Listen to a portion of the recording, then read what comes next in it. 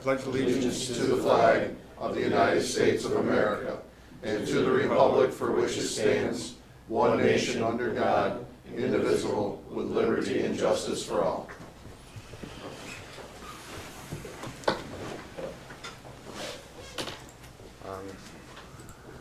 The purpose of this meeting is to discuss the agribusiness park, which we tabled at our last meeting.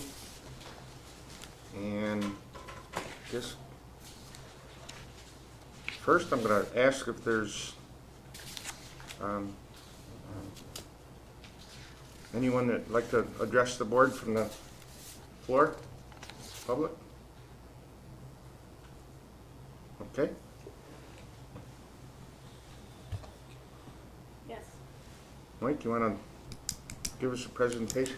Jay, I'll let Jay? Jay start it off. Jay, Mike? Sure. All right, good morning, everybody. Good to see everybody. Okay, good morning, everybody. Good Good morning. morning, Jay. Just want to make sure that you're all ready for talking agriculture this morning. As Chairman Converse just alluded to, we were asked to prepare a presentation for everybody at the last regular IDA board meeting. So the way this is going to progress, I'm going to provide basically an overview for everybody of the ag park concept, why we're talking about doing this. Ron Robbins has joined us. Ron was involved in an ag park project in the past that we'll cover during the presentation, and also talk about the farmer's perspective of why an ag park is important to Jefferson County. And then we'll introduce Mike Lundy, and Mike will go over the specifics of the project, what he's proposing to do, and how it's going to move forward. And then hopefully, if Don is willing to, Don will answer your questions going forward on the particular issue of the agreement. So that's the plan, and we're going to try to stick to it. If you have questions, don't hesitate to interrupt. So we're going to talk about the International Agribusiness Park that's being proposed here in Jefferson County. You'll note that we refer to it as the International Agribusiness Park in the Thousand Islands. The Thousand Islands region is the most recognizable part of northern New York, both across the United States and internationally. You can say North Country, but North Country has a lot of recognition in Wisconsin. It has a lot of recognition in Maine. There's a lot of places that refer to the North Country. The Adirondacks are also a very recognizable region internationally. However, Jefferson County is sort of a little bit removed from the Adirondacks. So for us, if we want to develop recognition both across the nation and internationally, we really do need to look at the Thousand Islands as being that recognizable region that people can somewhat identify as being here in Jefferson County in the North Country, in northern New York. So progressing on, want to talk about both what we talked about in the past with the North Country Agricultural Park and the topic today, the International Agribusiness Park. From 2000 to 2002, there was a concept that was brought forth thanks to Ron Robbins and Doug Shelmadine that's focused on the development of an agricultural park here in Jefferson County. That agricultural park looked at both the industrial side of it, the bringing businesses in, but its concept was a little bit more than that, in that it looked at the vertical integration of the park. It wasn't just about locating businesses. It was also about creating a distribution system and a fulfillment center, branding, research, development. So it covered a lot of arenas. The park we're talking about is not quite like that. That certainly had a lot of merit. this also has a lot of merit. This is being proposed by Mike Lundy, and it's more of a traditional industrial park for agriculture that also will include workforce development and other opportunities. So we'll explore that a little bit further. But let's go back to the ag park concept that was discussed in 2000 to 2002. That was proposed at Baggs Corners, at the corner of Route 3 and 180, County Route 66. There's great expanse of land, good agricultural land there. The park had been proposed for that. And as I said, the idea of the North Country Ag Park back at that time was to create that opportunity to attract business, but it was a lot more than that. It was to take those raw products that we produce here in Jefferson County and turn them into value-added products, and to set up the whole supply chain from the raw product to the consumer. We also wanted to include research and development in that, to have facilities there where people could come in and do the research of product development, to have that occur on the park. And also to include tourism. Part of the concept was to create this educational, this agricultural destination that people would travel to from not necessarily a recreational sense, but more of that educational destination. So that was what we were looking at with the North Country Agribusiness Park. The folks that were involved in the project hired Bridge Associates. That is a consultant company owned by Greg Gardner. And Greg did a lot of work analyzing the whole concept that we're talking about for the previous park. Part of what Greg proposed is that that park include a public-private partnership, somewhat like you're talking about today. The idea was the public side of things would invest in the infrastructure that was necessary to make this park happen. The private partnership was to bring in the businesses, to bring in private investment to help that public investment make things happen. It also included not-for-profits, especially colleges and universities. Cornell Cooperative Extension was discussed. Cornell University was discussed. SUNY Morrisville. So this whole idea of public-private partnerships was actually started back in 2000. It's not really that new a concept. This was the conceptual design for the North Country Ag Business Park back then.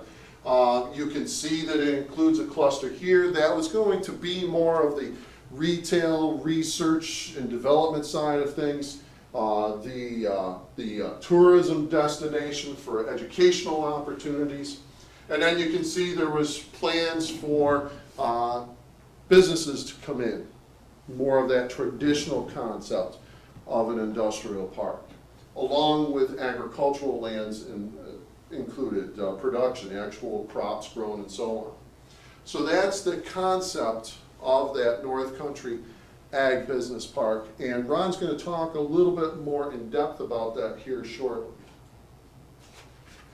So the feasibility study that Bridge Associates did for us, the conclusion of that study was that the ag park is feasible. It made a lot of sense. Having that industrial component tied to research and development, tied to distribution chains, tied to marketing and branding, all made a lot of sense. Bridge Associates also concluded that the project would obviously create jobs directly in the park, but also have a huge benefit throughout our economy here in the North Country, and not just Jefferson County, but throughout the North Country in stimulating more growth in our farms and in our manufacturing. The downside of the whole project was infrastructure. At that time, infrastructure was not located close by. It would have had to been run, in some cases, very long distances. And so from the public perspective, trying to afford the cost of running the infrastructure to the park was what, in the end, shut the project down, which was very unfortunate. So, that was back in 2002. From 2003 to 2015, our focus was more on business development as we were approached by our businesses here in the county already, and also in trying to attract new businesses. Major project, Great Lakes Cheese, invested millions of dollars of growing their plant. We brought in Afritech, now their North American headquarters located on Willow Ave. We brought in now Aviagen, back then it was Morris North Star Hatchery. Millions of dollars of investment in our agricultural industry. We helped pilot dairy profit teams, which have spread statewide now through the New York Farm Viability Institute. The pilot for that project was something we did in this agency here in Jefferson County. So there's been a lot of work in growing agriculture between 2003 and 2015. But then in 2015, we had a gentleman approach us. His name was Tino Marcosia, a gentleman out of Syracuse, New York. And he was very interested in building a multi-million-dollar meat processing plant. What he wanted to do is something that hasn't been done here in New York State in decades, really, because of the challenge of the cost of doing business in New York and the regulations that you have to deal with. But Tino came to us and wanted to build a medium-sized meat processing facility that would take from the livestock coming in, create a harvest facility that was state-of-the-art, very humane, then process that livestock into value-added products. He was looking for approximately 10 acres of land to build that facility on. He believed he had the markets to supply. And so we started looking with Tino to find a location here in Jefferson County. The challenge of a facility like that is you have to have infrastructure. You have to have sewer, municipal sewer. You have to have three-phase power. You have to have municipal water. I believe the figures were about 50,000 gallons a day of municipal water supply. That was potable. That was fit for human consumption in order to use it in the plant. One of the reasons Tino came to us is that whole idea of where do you put a meat processing plant where it's not next door to somebody's home. Not because there's a problem with the plant really, but because of that public perception. And he couldn't find any place in Syracuse, Utica, or Rome that had all of the infrastructure and wasn't next door to somebody's house. So he came to us. We proposed a variety of sites to Tino. Right here, there was property owned by the Pusha family. We had proposed that. We had proposed the Purcell Industrial Park. We had identified a couple other sites that we took Tino around to. For one reason or another, I wasn't aware of this property here. Hate to admit it, but I wasn't aware of that property there. But when I was to meet Tino that afternoon, he had already driven through the industrial park and identified that property was vacant.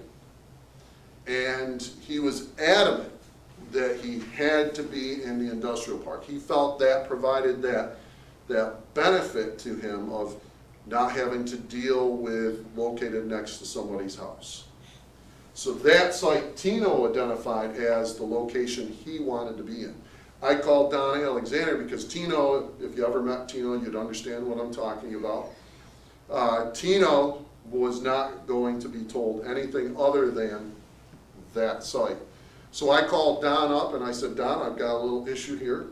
I need you to come out and meet me in the field. So Don came out and talked to Tino, and we, from there, made the call to Mike and sat down with Tino. This wasn't that day, but a couple days later, and Mike, and they started discussing the meat processing project. So the reason I tell you that is it alludes to a lot of the issues we experience in agriculture. Trying to find locations for industrial projects where we're not next to somebody's house because of perception, and the infrastructure's gotta be there to support the project. Unfortunately, as we were moving forward with Tino ran into a problem on his home front in trying to bring in the person that was gonna run the operation for him. And the project fell through for Tino. So we sat there, Mike, Don, and I, saying, okay, we've got a great project.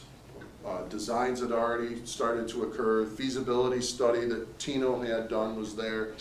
We've got a great project, but we don't have a developer now. What do we do? And it was Mike's idea that this project just made too much sense. Let's make it go forward ourselves. So we started to move the project forward, and as everybody's aware, we ran into a little bit of an issue that we hadn't expected. We thought we had everything else covered. We were in an industrial park, maybe not quite.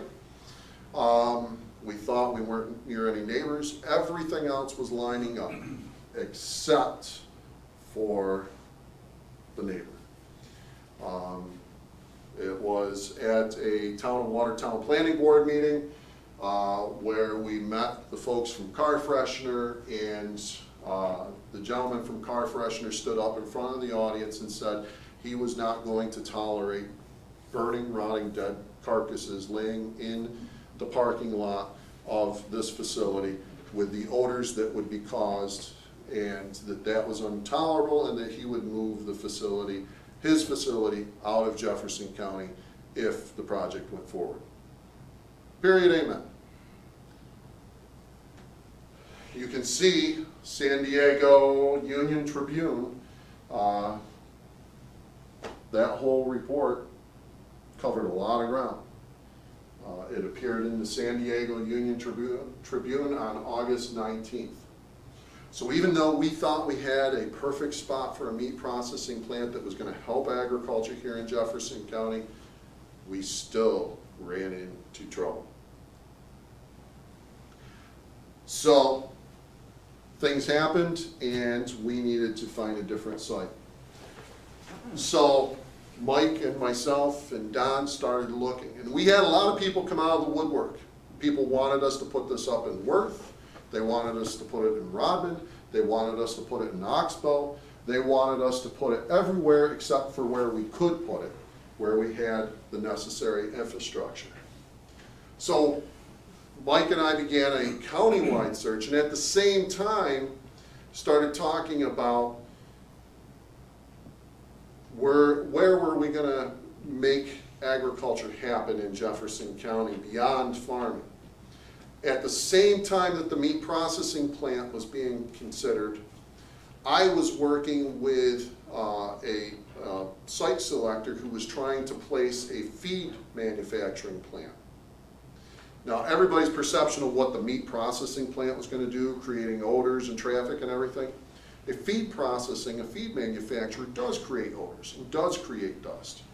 And I'm thinking to myself, as things were going bad with the meat processing plant, I'm thinking, where am I going to put a feed manufacturer here in Jefferson County where everybody's not going to be up in arms? So I told Mike, I said, Mike, you know, at the same time we're dealing with this where it wasn't going to create odors, I've got this project over here that's gonna create odors and dust. We need to find a place where we can put all of these companies that we're trying to attract. And that's where the idea of an ag industrial park surfaced for the second time. And so instead of just looking for meat processing, and we didn't tell very many people this, Marcus kept trying to find out what we were up to, and we kept telling, oh yeah, we're looking, Marcus, we're looking.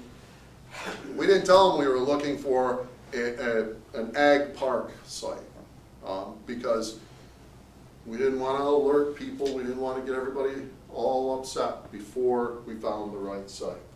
So we did, we looked all over Jefferson County, and finally found a site that we felt was as close to perfect as you can possibly get. The site we found has about 150 acres to it. The neighbors are farm fields, BOCES, a small church, and there are some residences up there. The site is zoned perfectly for it. The infrastructure is either right in front of the site or right in front of BOCES. Very critically, it's a mile from Interstate 81. And if trucks want to avoid the Arsenal Street exit, they get off at Watertown Center and come in Old Rome State Road. Not as desirable an entrance, but it would still work. So we found, and really it was Mike that found that site. We looked at a lot of things, ran into bats, surprisingly. But we looked at a lot of places, but this was the site that made tremendous sense for an agricultural industrial park.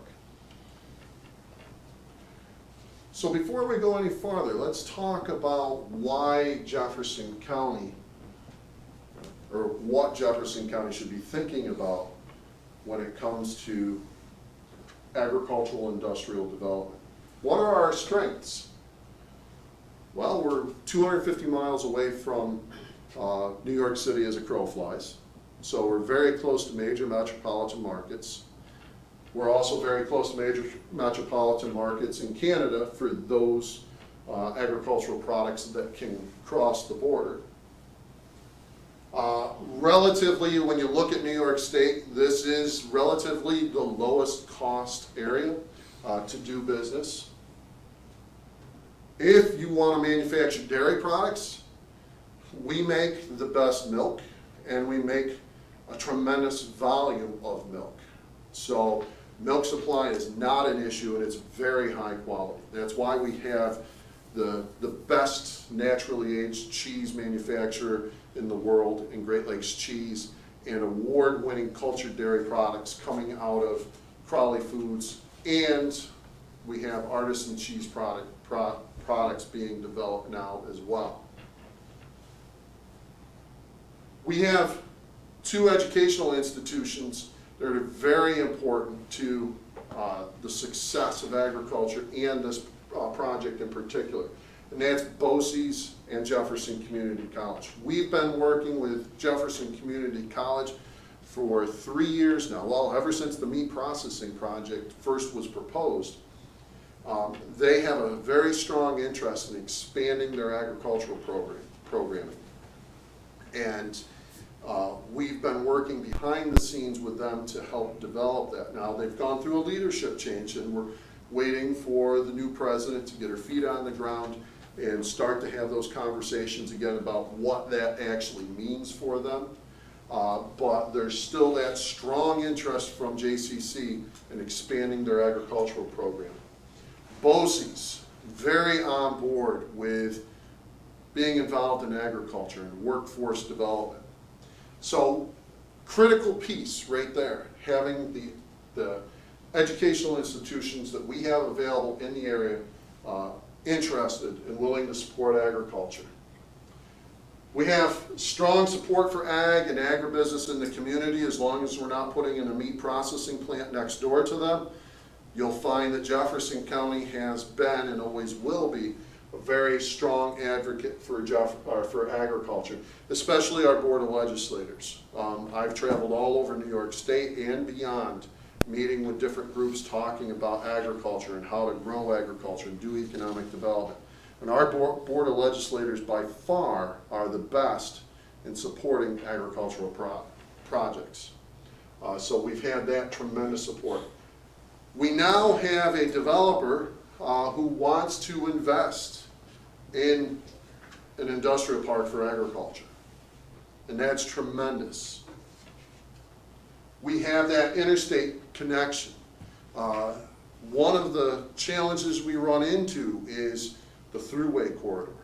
Well, we've got the interstate, we're an hour north of the major connection to the rest of the eastern seaboard through 81. We have strong support. We have a strong support system for agriculture here in the county through the Board of Legislators and through economic development. So let's talk about our weaknesses. Obviously, in New York State, cost of doing business is significant. And we run into that all the time when we're talking with prospects that we're trying to attract. They know what New York State is like. So even though Jefferson County has relatively the lowest cost of doing business, you still have to overcome that image of New York State, or the reality of New York State as a difficult place to start a new business. We're north of Syracuse, and it was interesting at our last Ag Council meeting, I was talking about this perceived bias that exists here in New York of if there's a business that wants to come into New York, the state seems to want to place them along the thruway corridor near Buffalo. And for a while I sort of thought, well, maybe this is just me and I'm wrong in saying that. But Jim Wright sat at the table right over there, Director of the Development Authority in North Country, and he said, yeah, Jay's right. We see it too. If there's a business that the state is working with, the first places they're looking at are along the thruway corridor east or west of Syracuse. So we're up against that bias. And Don and I have said this for a long time. If anybody's going to tell Jefferson County's story, don't expect New York State to tell it. We have to be doing it ourselves. We have to create a diamond out there, if you will, that will capture people's eye and attract them to come here. New York State is not going to do that for us. Infrastructure, trying to find locations in Jefferson County that have the right infrastructure in place, or at least close by that you can affordably get to your sites, is a real challenge. You know, if I had my druthers, every interchange along Interstate 81, we'd be focusing on putting infrastructure in place so that we can develop those interchanges. Those are those diamonds that we have here in the county, if we were to put the right infrastructure in place. Now we potentially have a diamond to use for agriculture. Fear of change. You know, it gets everybody. We're talking about doing business a little different, and that scares people. But in this day and age, and especially if we're going to grow the North Country, we have to look out of the box. We have to look at how we're going to do business a little differently, and that's through an ag industrial park. Even though we're close to New York City, it still is a distance. So that, as well as a strength, it's also a weakness that we have to overcome. And as I said, that diamond, what is it that's going to capture that dairy manufacturer's eye when New York State's saying, oh, we've got a place for you out near Batavia? What's that diamond that we can hold up that's going to get them to at least look at Jefferson County? So that's our list of weaknesses. Let's talk about threats. I mentioned the bias. That is a threat.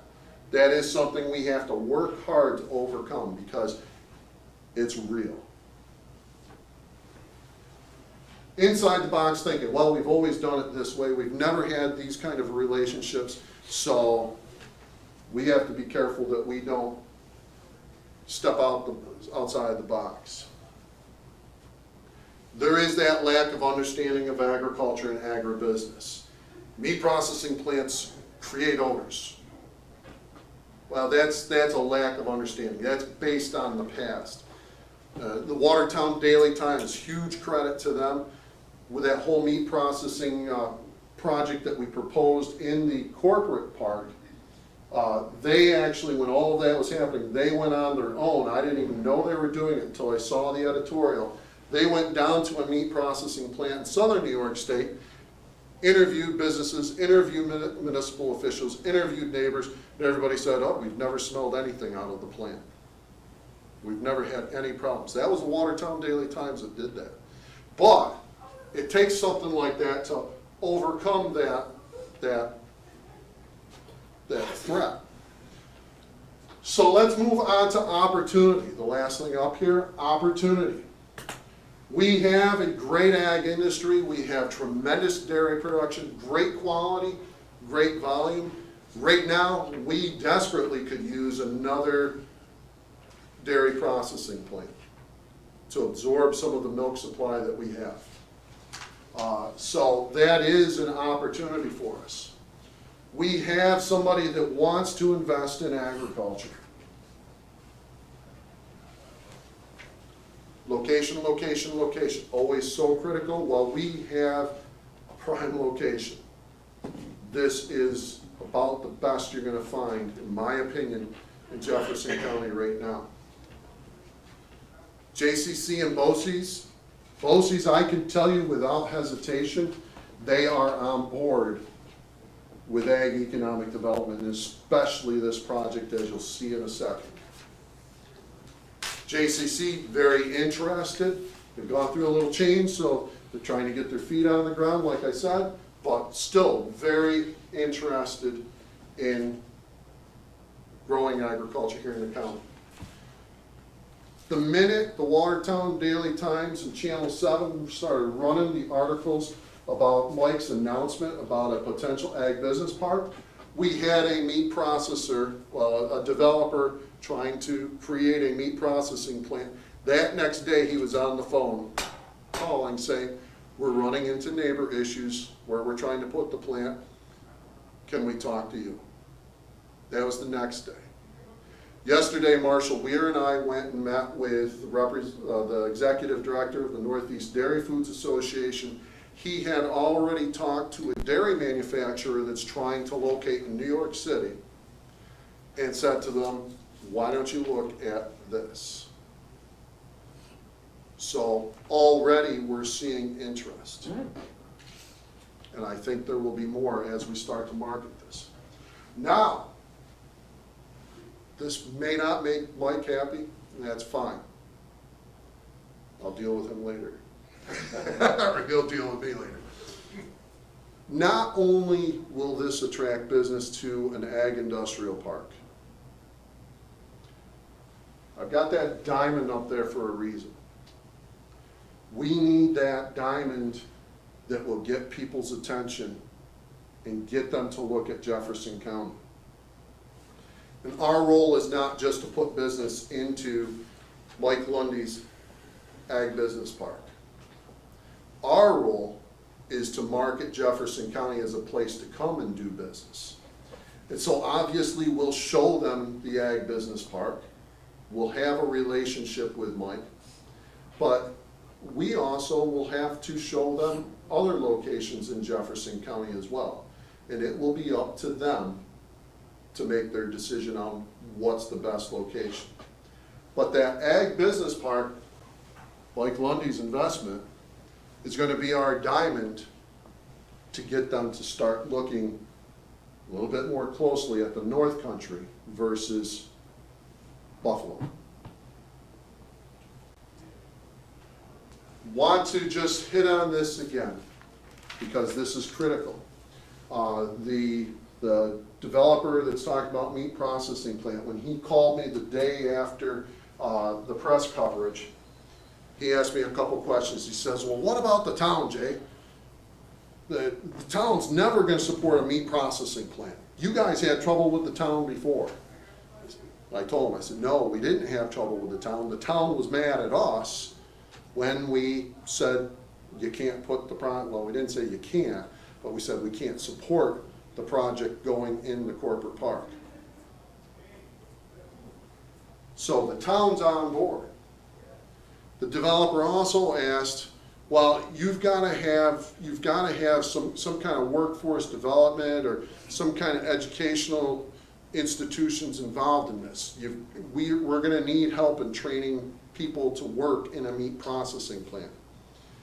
And I told him, I said, I've already got BOCES saying, absolutely, we want to be there. And I can say that unequivocally.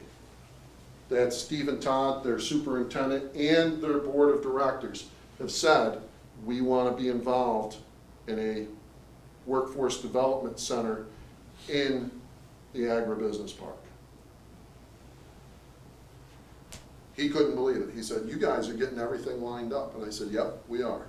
So there's still a lot of things that can go wrong, as we found out before, but things are really lining up for this project. So you can see that's from Steve Todd. I won't read it to you, but you can see that Steve has gone on record as supporting this project on behalf of BOCES. So that's my spiel. I'll introduce Ron Robbins first, and then I'd say if you have questions for any of us at the end, we can answer questions. As you know, Ron is a partner in North Harbor Dairy Farm in the town of Hounsfield near Sackett's Harbor.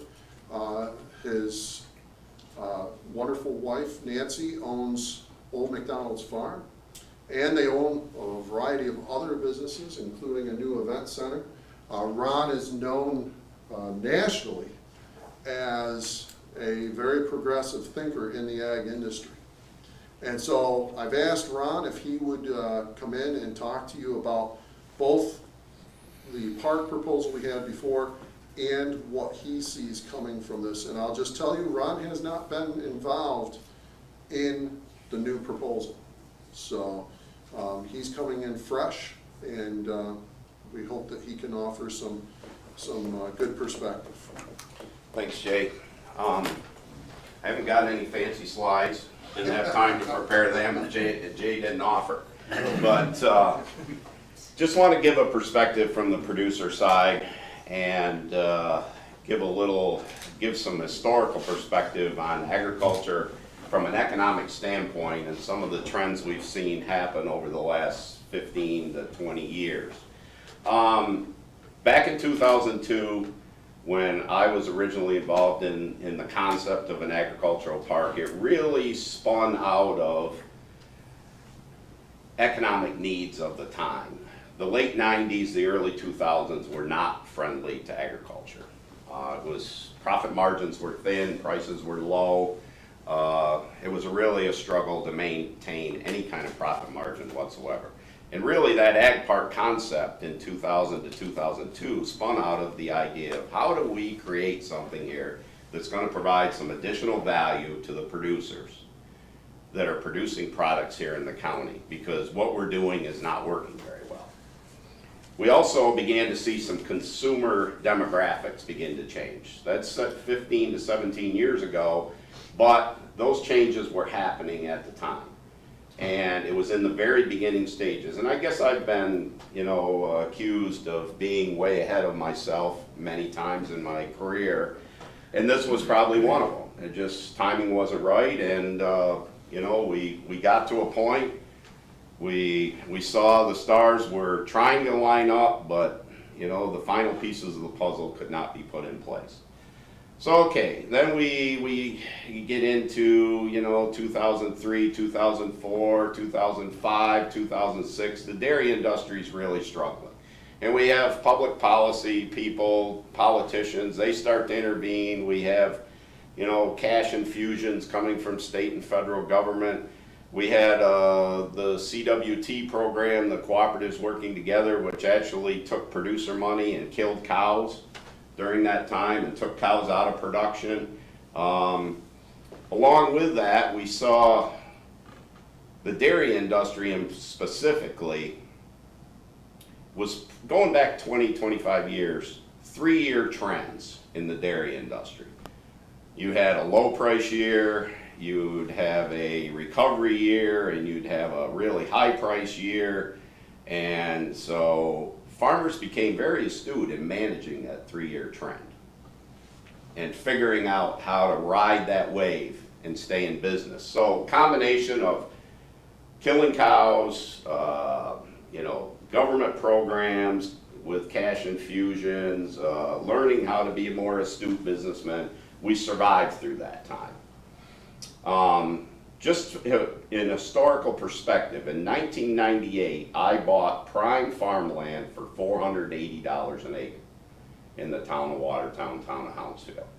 So just keep that in the back of your mind as we roll forward here. We get to 2008, 2009, we have the yogurt boom, right? Chobani comes in, the governor's got his yogurt summit, we're gonna be the yogurt capital of the world, the cooperatives are out there preaching, add cows. We need 20,000 more cows in the North Country region. And so what happens? Farmers respond. And at the same time, we had Great Lakes expanding. I don't know, you guys expanded what year, John? 09. Yeah, so, we had a lot of stars lining up. We had thought of increased capacity in the state for dairy, and we were on a roll, right? Everything was hunky-dory. Commodity prices were spiking as well. We had, a thriving ethanol industry. We had exports to China. To be honest, our business made a lot of money from 2008 to 2014, a lot of money. But we saw things peak in 2014, land sold in this county for $10,000 an acre. So in 1998, I bought prime farmland for $480 an acre, 2014 at the peak, $10,000 an acre. Just absolutely amazing what was going on, but we're our own worst enemies. We were producing beyond our means to both sell our product and process our product. And we are now finishing our 3rd year of really poor dairy prices. We have a surplus of milk not only in the region, but in the country. It's an absolute bloodbath right now. I walked in this room last week for Jay's advisory committee meeting, and I heard an agricultural lender say as I walked in, and it was like somebody hitting me with a hot poker, those that survive this will just have to control their cost and be more efficient. Well, I've heard that for a long time. I've been in this business for 40 years now, and it was like somebody sticking me with a hot poker. And I gave a little dissertation to the group that was here that day, and somewhat of a rant, but and it kind of comes back full circle to what we're talking about here. Until we face the reality of the current situation and the fact that times have changed, we're in another very, very significant low price cycle. Farms are eating equity faster than they could ever imagine. Their balance sheets are being eroded. We have a very sick industry, in my opinion, and it can't continue. So what's going to change it? Well, first, facing the reality of the situation that change has to happen. Doing business the same old way can't continue. That means if we're going to continue milk production, CoBank just had a study come out last week. If we continued production in the U.S. at the current pace, we would need to add 75 billion pounds of processing capacity over the next 10 years in the U.S. Now, keep in mind, Great Lakes is what, you 1 billion pounds a year, or? 870 million. Okay. So that would be just to keep pace with the increase. Then you gotta sell it after we make it into something. And you also look at, historically, the dairy industry used to take about 7 years to add 1 billion pounds of production in the Northeast region. In 2013 to 2015, 3 years, we added 1 billion pounds. So we went from 7 years to 3 years.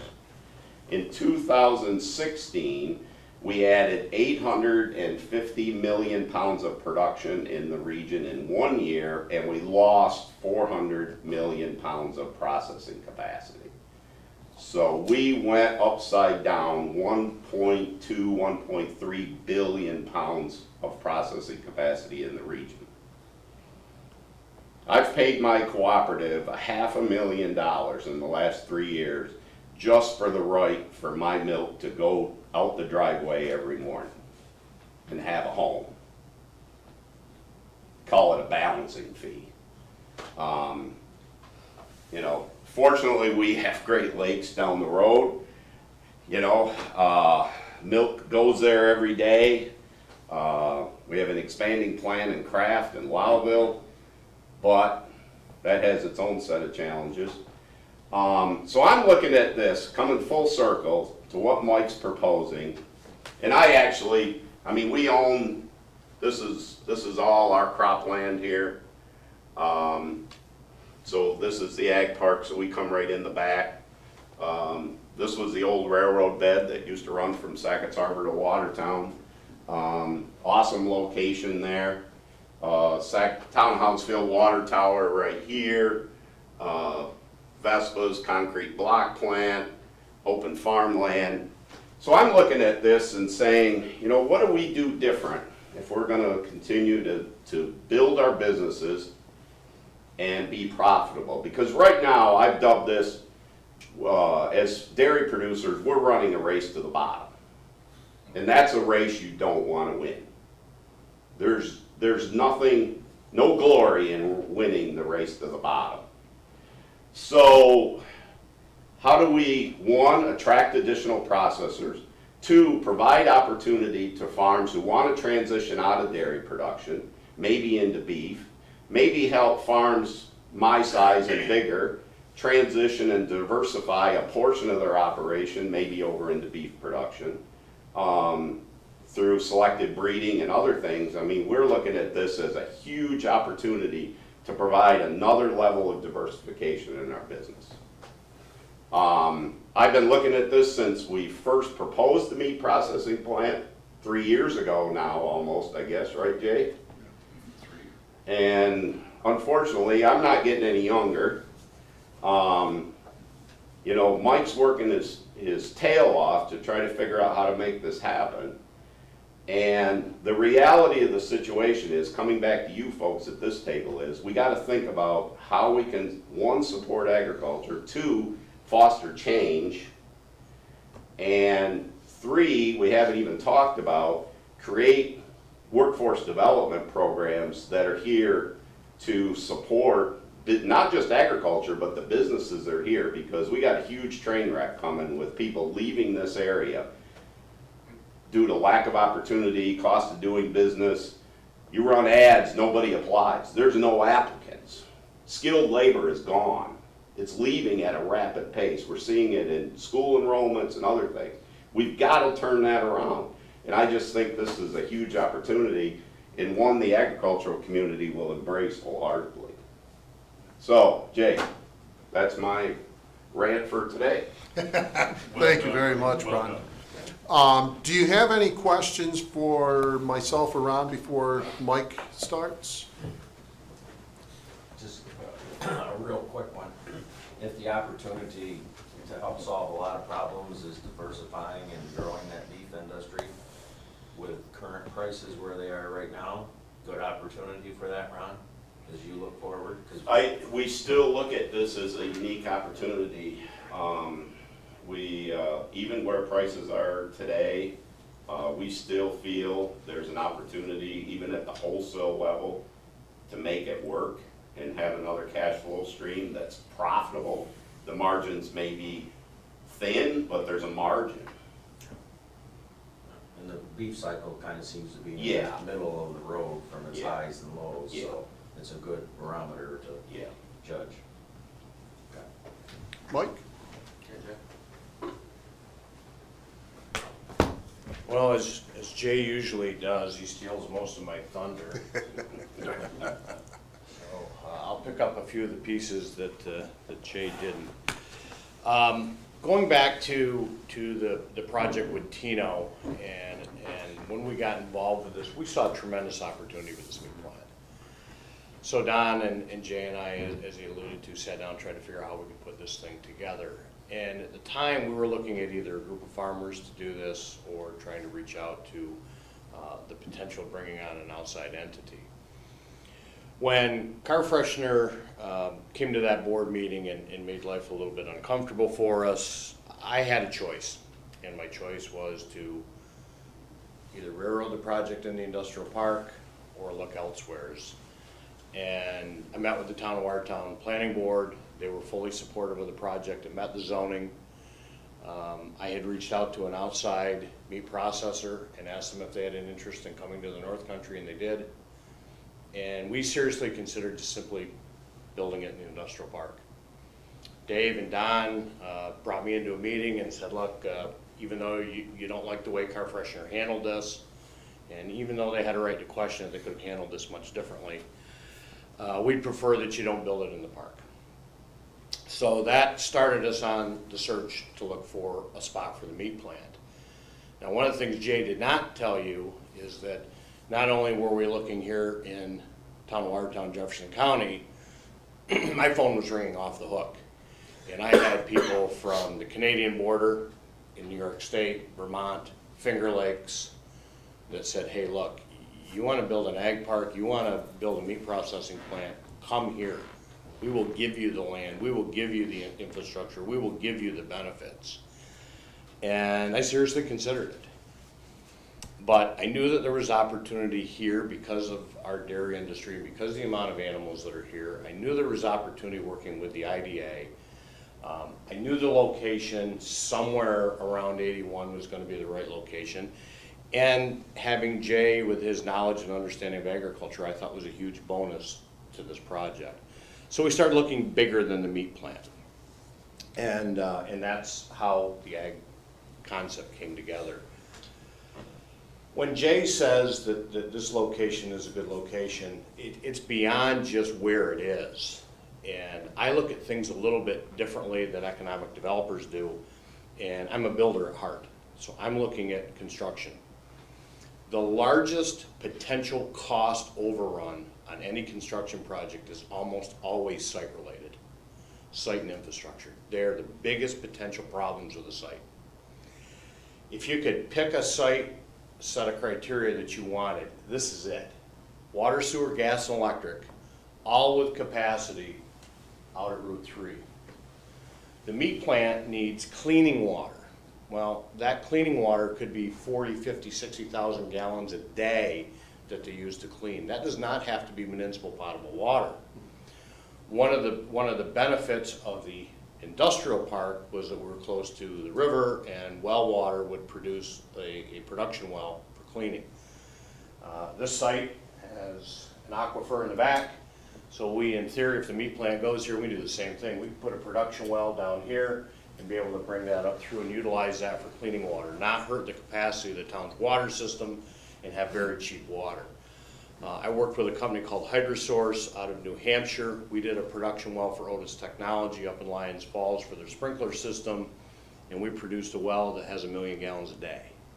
So I know that it's possible to do that, and this has the same type of aquifer. So other things that are interesting about this site, Ron alluded to the proximity of Vespa's stone and gravel quarry. Well, topography-wise, we're on the same plane as that pit is. We believe that we have gravel over limestone on our property. We've spoken with the DEC, and we can do our own mining permit, and we can mine our own gravel and stone to build our roads, our parking lot, our backfill. We won't be selling it outside our property, but as long as we can keep it within our own property, we'd have a right to mine that stone and gravel. That saves a tremendous amount of money for somebody developing. We will actually build the first phase of the road from the water tower in the town of Hounsfield through the site and out to Route 3, using that stone and gravel as the first phase of the project. The other thing is that because we're gravel over limestone, that limestone is typically 4 to 8 feet in the ground. That allows our building foundations to get anchored to rock. Not only is our building foundations, but if you have a manufacturer that has a large equipment need, they can anchor to rock. If we have silos, they can anchor to rock. Those are huge cost benefits to a manufacturer. And again, they don't run the risk of big cost overruns with soil issues because we've got a really good site for soils. Today, everybody's aware that we have to deal with Indiana brown bat and other environmental issues. We have 150 acres. Some of that is back here down in the lower portion where that swamp is. We're going to create a conservation easement for about 50, 60 acres so that we're setting aside a piece of that land for forever wild. Leaves us about 100 acres to develop, which will help alleviate some of that environmental problem. So we're down to creating a public-private joint venture or a public-private development agreement. You know, Jay talked about obstacles and people afraid to think outside the box. I've never been one to think outside the box. I'm pretty thick-skinned. I'm not afraid to take a chance, try something different. So there's benefit for the IDA to have a guy that's the private developer to put the money in the front end, because it's what we do. We do subdivisions, we do soils engineering, it's what we do. For the IDA to try to create an industrial park, and Don, you're going through it with the airport, there's a huge amount of money and effort on your side, and you don't have soils engineers and subdividing people in here to help you with that, so it taxes your time.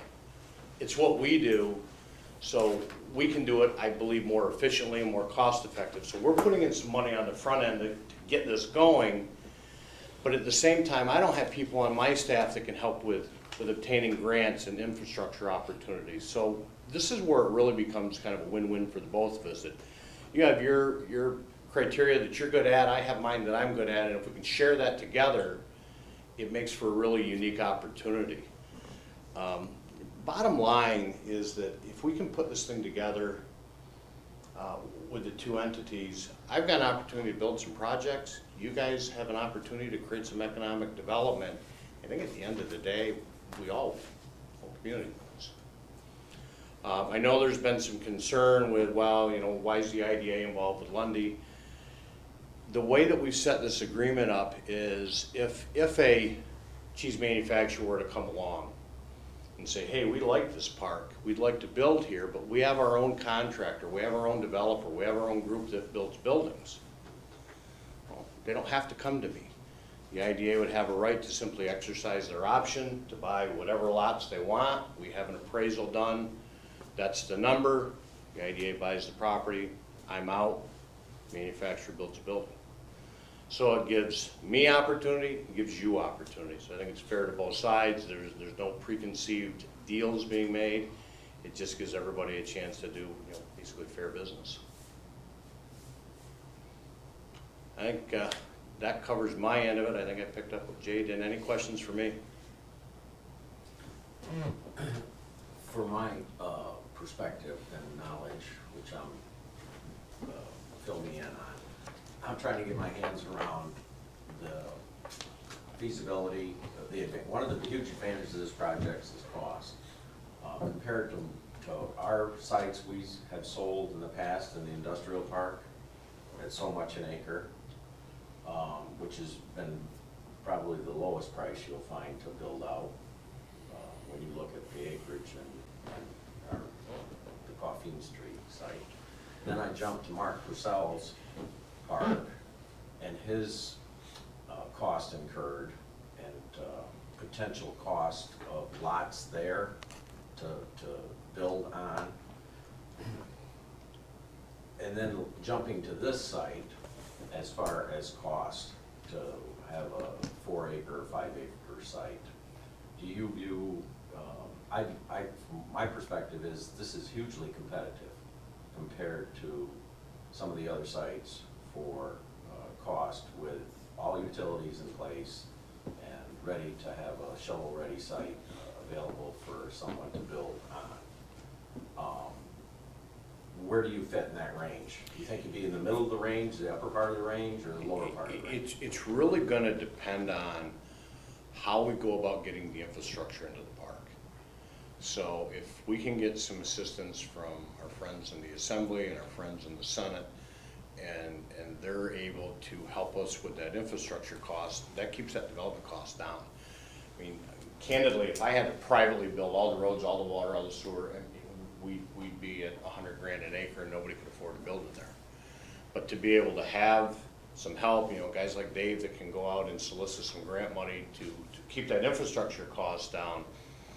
I don't think we're as high a level as Mark's Park. Mark's is a little bit unique with the view from 81 and the railroad and all that. And that's geared more towards the high-end business like he did putting Honda in there. But I think we're a little bit higher than the industrial park. The industrial park was bought at, many years ago, and the grants put those utilities in. But I think we're competitive with anywhere, and I think the benefit of the location, land cost aside, infrastructure cost aside, going back to when somebody builds, those site conditions can cost somebody so much more money, that the money they save on that end certainly can justify them to be able to pay for the land cost to go in the park. I did a few silos for Kraft years ago, and their soil up there is clay. And the footings that we had to put in to support some of those milk silos were huge. Thousands and thousands of dollars in steel reinforcing to support them. Well, if you're on rock and you got 10,000 pounds per square foot of capacity, you can put an awful lot of product over top of rock and make that work. So I think that makes us extremely competitive. Any other questions? Yes, sir. Yes, sir. Will you be working with the trades on this project? Again, it depends on the opportunity, depends on the project. Especially when you get into large manufacturers, like with the meat project, we were talking with Hune Electric out of Syracuse, simply because we knew that we needed the knowledge on the electrical end to be able to handle the high-end machinery and to be able to support doing something like that. So yeah, I think depending on the opportunity, it's probably absolutely going to happen. Okay, so I guess my next question would be, you putting open bids out, or is it by invitation only? For what? Let's say concrete. Again, it depends on the project. If I'm going to own it, then I'm going to manage it and put it through my own construction company. If somebody else comes along and wants to buy a lot and build a building, that's totally up to them and what they want to do. So the initial phase you'll self-perform. Again, it depends on who goes in the park and what building it's going to be. Okay, understood. And it could be both ends of the range. Okay. Any other questions? Great, thank you for your time. Thanks, Mike. Yeah, Joe, can you, you were involved in drafting this agreement like that. Can you kind of give us a broad overview as to what our obligations are? Yeah. Pretty much, the IDA's obligations under the agreement are pretty much just to cooperate with Mike in getting the any grant monies. For instance, if there's a grant that requires the IDA to administer it, we'll be involved in administering the grant. If Mike's going to have a lot of work to do with the town, the municipalities, we've indicated that we'll support those efforts with this agreement. We're not obligated to undertake the efforts, but we'll support them. Pretty much, the agreement says you know, we'll cooperate with you in the development, but we're not obligated to spend any money. We're not obligated to, you know, to take the lead on those things, but we're gonna cooperate, pretty much is what it says.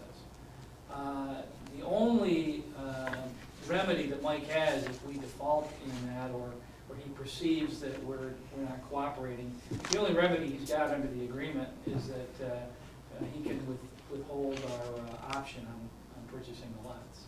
So, I mean, that's the only default remedy he has. So, and I really don't see any defaults, because basically the agreement just says that we're gonna cooperate in these efforts. We're gonna assist him to the extent that we can in obtaining grants.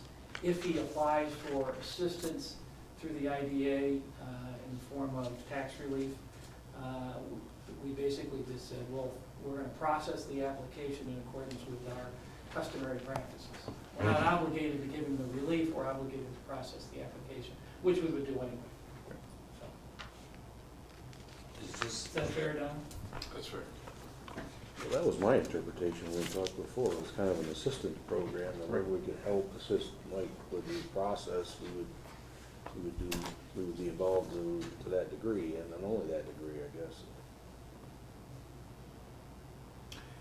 You know, we've talked for the last 2-3 years about how we are going to sustain and support value-added agriculture. This has been one of the two primary thrusts the board had elected to pursue.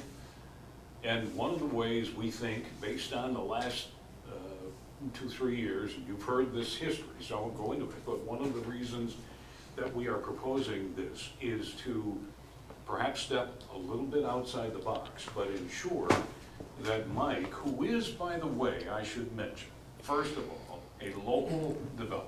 Secondly, a local developer who is willing to put his own resources at risk. Now, given the notion of what the IDA would do, what I would personally do if somebody called from Rochester, Minnesota, and said, I want to build an ag park, but I gotta do blank, blank, and blank, we would do handsprings to get that individual to accomplish this task. The fact that we have a local individual who's willing to make that investment in his own community, which in my view suggests he has a greater vesting in this community than someone from Rochester, Minnesota. This is an opportunity for us to share the strengths that we both bring to the table. And I will tell you, Bill Johnson will tell you, Jefferson County is just absolutely plush with cash right now. If I went to them and said, Bill, we need $10 million to develop an ag park, I guarantee you the county would say, yes, where do you want me to send the check? Right, Bill? Right. Yeah. And I can tell you the same response would be if they asked the IDA to do that. Because we don't have unlimited resources in the public sector anymore. Maybe we accumulated some of those over time. We don't have them now. So if we're going to develop these types of projects, and this is the first, I hope it's not the last type of development agreement that we can come together with, we're going to have to share the strengths and resources, particularly of somebody who has a vesting in our own community. So how did we get to this point? We got to this point because we had to get to this point. We can't continue to do what we have done in the past. Development is not a passive activity.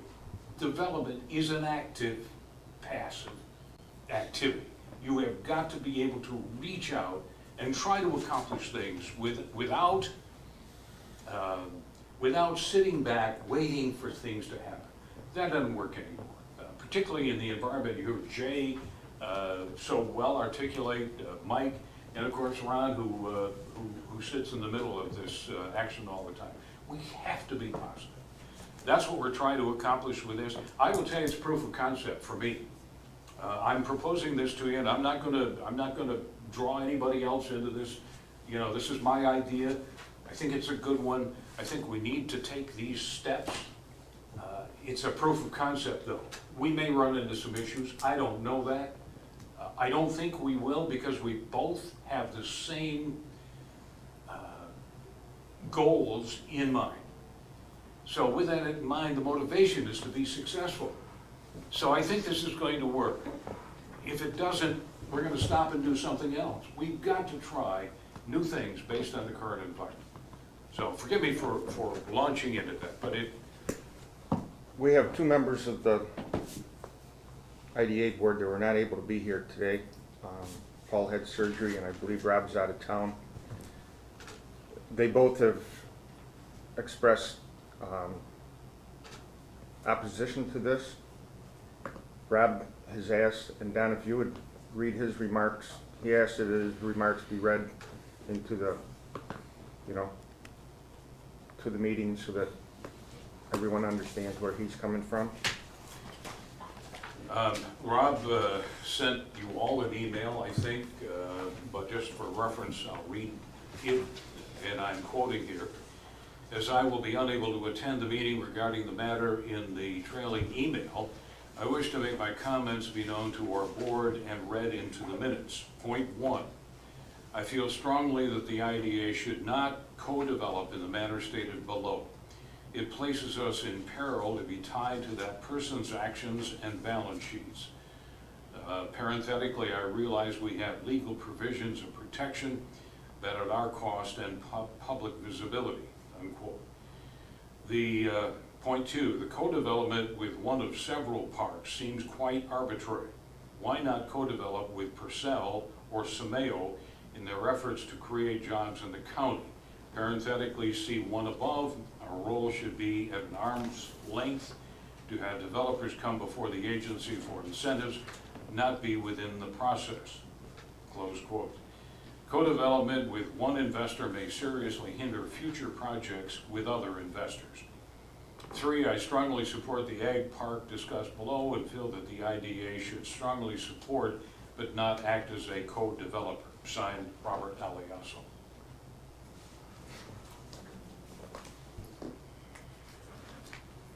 And the other member, were there any other concerns to maybe add to that? Or is that not necessary?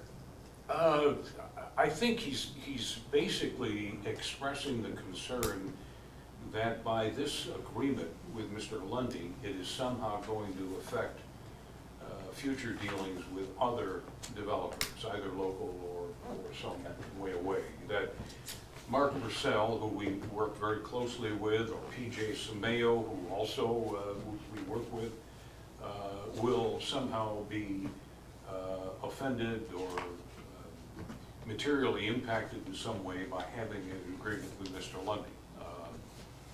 I think I can safely say that Mr. Zendak, a couple of weeks ago, or maybe it's a week and a half ago, said we need to reach out to Mr. Purcell again, which we have in the past reached out to them. We helped cut ribbon on their park up near Route 81. We've dealt with Mark and Tina and their entire staff over there on many occasions. We've taken, as Jay alluded to, we've taken developers over there to see his park and so on. They, in our discussion of some time ago, they were inclined to ask us if the board approves the agreement with Mr. Lundy, that they be given an opportunity to have the same type of an agreement.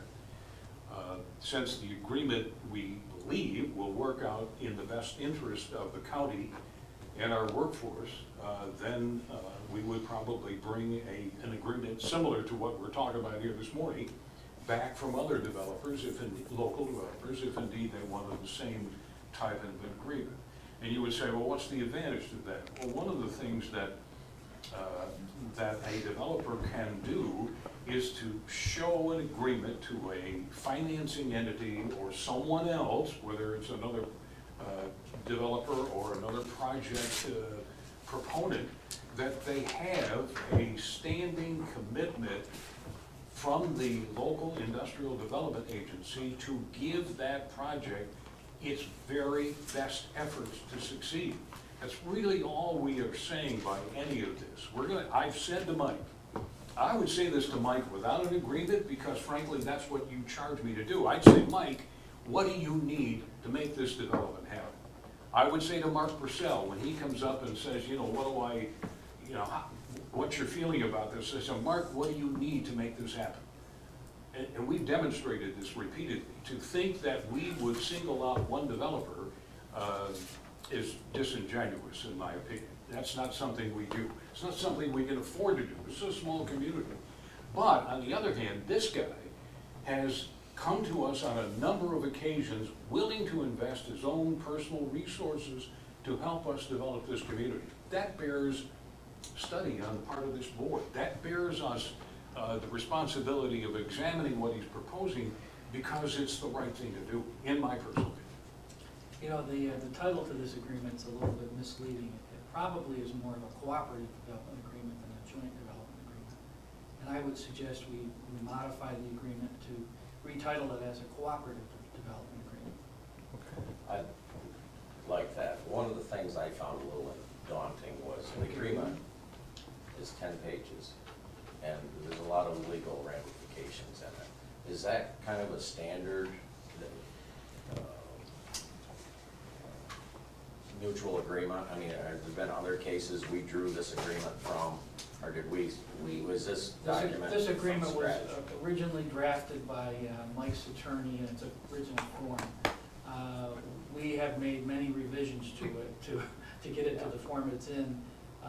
Quite frankly, it was a little more, I wouldn't say daunting, but there were more obligations imposed on the IDA in its original form. We've got it to the point where I believe the IDA is pretty well protected.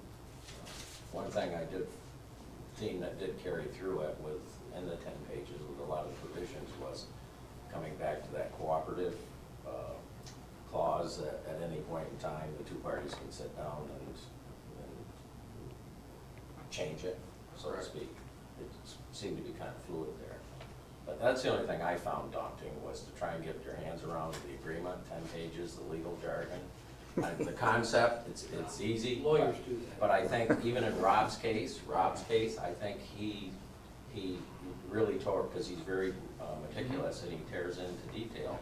I think that 10 pages of legal ramifications kind of maybe sets us all back on alert more than we normally would be. But taking it back to the cooperative and the conceptual, and your legal expertise, I can get my arms around this quite easily. Anyone else? And knowing we can transfer that, if Mark Purcell wanted the same kind of agreement with the park, we can mirror this very, very, very closely to anybody. Sure. To give them the same kind of cooperative agreement. And since it's a win-win for all parties, why would we not? So for this resolution, we will rename it a joint cooperative agreement, Just cooperative or development. cooperative development agreement? Okay. Does that work okay with you, Mike? Yeah, that's fine. I mean, I can understand where Rob's coming from. I think when you start reading some of this, it almost says, you know, the agency and Lundy will enter into a joint development agreement. What does that mean? Is there a financial implication by you stating that, or what we're saying in general is not? We're just here to help support and be an avenue for grant funding and, or writing and application stuff. We're not here to fund something, you know? And I think that's where Rob's kind of going down the road if he reads into this, not attending the meetings here, you know? Well, the interesting part about this, John, is that this agreement spells out what we do, pure and simple. What it does is it puts it in writing, but at the end of the day, this is exactly how we would proceed. So if the board looks at this and says, wait a minute, this is, you know, this is the wrong thing for us to be doing, then you need to let us know, because this is how we do development in Jefferson County. And we're going to have to do this more effectively going forward. Otherwise, development is not, it's going to be more difficult. So, you know, I mean, I understand what you're saying, but I think the question is, if that's what we do, why do we need an agreement with them then? You know, I mean, that's the question. Because we know that, he may know that, but when he's talking to people like his funders, or he's gonna have to, he's gonna borrow some money. Mike, am I overstating? Absolutely. He's gonna borrow some money. And they're gonna say, well, Mike, what's the value of this, and how are you gonna pay this back, and what's the community think about all this? You're gonna run into the same thing you ran into last. The answer is, I have an agreement with the IDA that says we're gonna help. The community is going, we represent the community. That's our role. Our role is to say, yes, this is worthwhile, and yes, we need to help them. And so we put this kind of in right, we put a ribbon around it, and we've given it to him, and he's got a document he can share. Does it say much other than I would say to him verbally? Probably not. Probably said it to him already 20 times in our last 20 years of working together. But I think also whoever he has come to him for his property are gonna come knocking on our door as well, saying, what do you, Exactly. what do you got available for me to put this project together? So, We I mean, want it's gonna that. happen around the way as well. Yeah. Which really is the number one reason, the first caveat to reasons for this agreement. The most important one, as I see it, is the one you just alluded to. This is something that you can take to the financial side of the portfolio, and it shores up the risk, is that agreement. And the financial institutions. What do they say, you can That take should that be to the the number bank? one. That's right.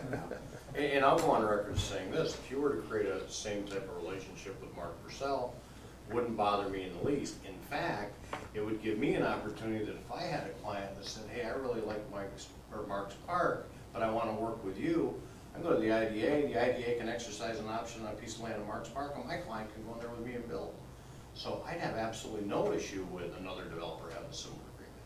And by the way, we've had this discussion on one project that I am aware of, where Mark and Mike and I talked about how we could work in a cooperative level to make this happen for the county. We all win by that kind of an activity. So you're not gonna see, with all due respect, Marcus is not gonna put this in headlines, because we're not gonna tell him about it. But that's the kind of effort that we need in a community our size in order to really develop this. We have to step aside sometimes from a selfish point of view and figure out what the hell a greater good is, because we all benefit from that. If Mark Purcell is successful, he's going to need the training activities, he's gonna need workforce, he's gonna need this, he's gonna need that. That provides other opportunities for BOCES and JCC and Startup New York and the other activities that we're working with and through. And let's face it, if Mark or PJ or Donegan or anybody else in the community that's a developer goes in and buys one of the lots in the ag park and develops a good project in the park, it only makes the rest of the park more valuable. I mean, so it's a win-win for everybody. I just think it makes an awful lot of sense for all of us. For the record, we have helped both developers in this case with funding. We actually staffed with a lot of effort to get the grant funding for the market study for the meat processing facility. We assisted Purcell in getting some good funding they did for their shovel-ready planning for their site. Okay, we have resolution number 09.21.2017.01. And it talks about a special meeting, but I'm gonna go down here. Whereas the agency recognizes the agricultural industry as an important component to the economy within Jefferson County, and whereas the agency has determined that development of an agricultural business park within Jefferson County would serve as a tool to foster and promote the agricultural industry within the county, whereas Lundy Development and Property Management LLC, Lundy is the contract vendee of two adjacent parcels in the town of Watertown, town of Hounsfield, comprising in the aggregate approximate 76.35 acres of the property, and whereas the Lundy has proposed that the agency and Lundy enter into an agreement to cooperatively work towards the development of an agricultural business park at the property, and has proposed that the agency and Lundy enter into a joint You want to change that to the Yeah, Cooperative agreement. a cooperative development agreement. Stick the joint out and say a cooperative development agreement attached hereto as Exhibit A. Are you taking out the word development or just adding cooperative development? Taking out the word, changing joint to cooperative. Changing joint to cooperative. So you're still leaving development. Okay. Cooperative development agreement. Okay. Now therefore be it resolved by the Board of Directors of the Jefferson County Industrial Development Agency as follows. The foregoing recitations are incorporated herein and made a part hereof as if fully set forth hereafter. Phew! Now that's lawyer jargon. The agency is hereby authorized to enter into cooperative development agreement as Exhibit A, and the Chief Executive Officer of the agency is hereby authorized to execute the same on behalf of the agency. This resolution shall take effect immediately. With that, I'd entertain a motion and a second. So move. Second. Further discussion. We have to do a roll call. Roll call vote. Dave, Yes. John, Yes. Rob is absent, Ed, Yes. Bill, Yes. Paul's absent, Lisa. Yes. The resolution carries. Thank you, everyone. And as that was the only issue for our special meeting, I'd entertain a motion that we adjourn. So moved. All in favor, aye? Aye. Opposed? Carries. Thank you, everyone, for your time today. If anybody would like a copy of the presentation, I do have those here. They're selling DVD copies. What's that? Sure, we can sell DVD copies. Dave, you'll email me on that? One meeting right after another, huh? Yeah, I know. The first one I thought we'd definitely be out, but then we had to go in executive session and discuss the